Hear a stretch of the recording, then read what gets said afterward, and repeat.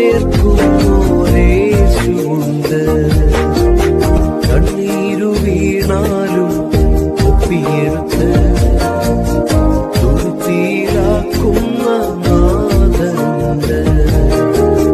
തുരുത്തി നിറയുമ്പോൾ അളവെടുത്ത് അനുഗ്രഹമേകുന്നോരേശുണ്ട്.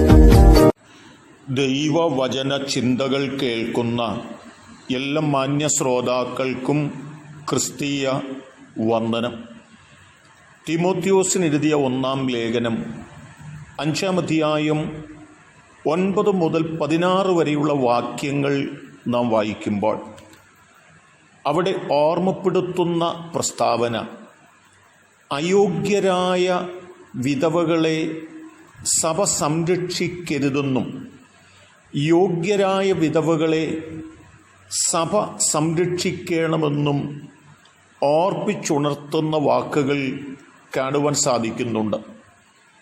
പുതിയ നിയമ സഭകൾക്കകത്ത് വിധവമാരായ ആളുകൾ ഉണ്ടെന്നും അങ്ങനെയുള്ളവരിൽ ആരെയാണ് സഭ തിരഞ്ഞെടുക്കുകയും സംരക്ഷിക്കുകയും ചെയ്യേണ്ടത്, ആരെ തിരഞ്ഞെടുക്കുകയും സംരക്ഷിക്കുകയും ചെയ്യരുത് എന്നുള്ള വിഷയത്തെ സംബന്ധിച്ച് പൗലോസ് തീമോത്തിയോസിനോട് ഓർമ്മപ്പെടുത്തുകയാണ്.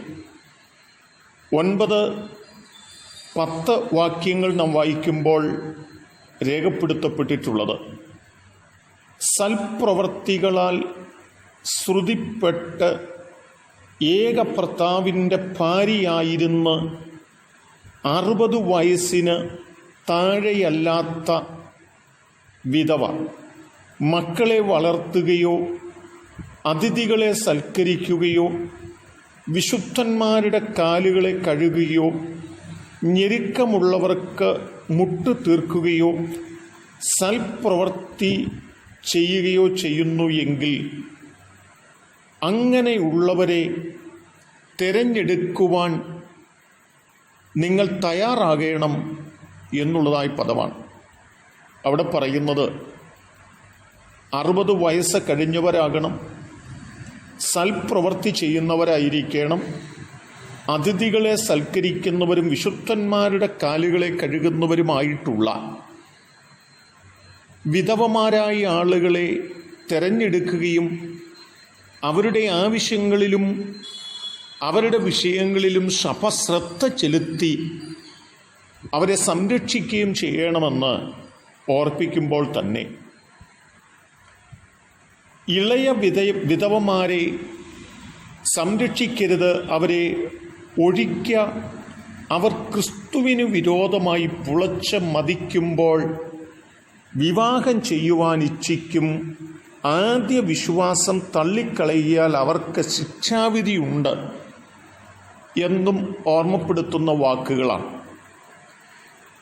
ഈ വാക്കുകൾക്കകത്ത് പൗലോസ് തീമോത്തിയോസിനോട് പറയുന്നത് വിധവയാണ് എന്ന കാരണത്താൽ അങ്ങനെയുള്ള എല്ലാവരെയും തിരഞ്ഞെടുക്കുകയല്ല, സാക്ഷാൽ വിധവമാരും സഭ തിരഞ്ഞെടുക്കുവാൻ യോഗ്യതയുള്ളതുമായ വിധവമാരായ ആളുകളെ സഭ തിരഞ്ഞെടുക്കുകയും അവരെ സംരക്ഷിക്കുകയും ചെയ്യണമെന്നും അല്ലാത്തവരെ ഒഴിച്ചു നിർത്തേണമെന്നും ഓർമ്മപ്പെടുത്തിയിട്ടുള്ള വളരെ ശ്രദ്ധേയമായ വാക്കുകളാണ് ഇവിടെ കാണുവാൻ സാധിക്കുന്നത്. ആകയാൽ എന്നെ കേൾക്കുന്ന പ്രിയപ്പെട്ടവരെ, നാം ചെയ്യുന്നതായ ഏതൊരു പ്രവൃത്തിയിലും യോഗ്യന്മാരായ ആളുകളെ, യോഗ്യമതികളായ ആളുകളെ കണ്ടെത്തുവാനും അവർക്ക് ചെയ്തു കൊടുക്കേണ്ടതൊക്കെയും ചെയ്തു കൊടുക്കുവാനും അയോഗ്യരായ ആളുകളെ അകറ്റി നിർത്തുവാനും നമുക്ക് കഴിയണം എന്നുള്ള ആഴമായ ചിന്തകൾ മനസ്സിലാക്കി ഈ നാളുകളിൽ അർഹതപ്പെട്ടവരെ ചേർത്ത് നിർത്തുവാനും അർഹതപ്പെടാത്തവരെ ഒഴിച്ചു നിർത്തുവാനും നമുക്ക് ഉത്സാഹിക്കാം. അങ്ങനെ ദൈവത്തിൻ്റെ ഇഷ്ടങ്ങളും ഇച്ഛകളും തിരിച്ചറിഞ്ഞ് നമുക്ക് മുൻപോട്ട് പോകാം. അതിനെന്നെ കേൾക്കുന്ന നിങ്ങൾക്കെല്ലാവർക്കും ദൈവം കൃപ നൽകട്ടെ. കരുണയുള്ള ദൈവമേ, ഞങ്ങൾ എന്തു ചെയ്യണമെന്നുള്ളത് ഞങ്ങൾ ആഴമായി തിരിച്ചറിഞ്ഞുകൊണ്ട് ദൈവഹിതമുള്ളത് മാത്രം ചെയ്ത് ഞങ്ങൾക്ക് മുൻപോട്ട് പോകുവാൻ ഞങ്ങളെ പ്രാപ്തരാക്കണമേ. ഞങ്ങൾ സംരക്ഷിക്കേണ്ടവരാരും ഞങ്ങൾ ഒഴിച്ചു നിർത്തുന്നവരായി തീരാതെ അവർ സംരക്ഷിക്കപ്പെടുവാനും ഇടയാക്കണം. യേശു കർത്താവിൻ നാമത്തിൽ തന്നെ ആമേൻ.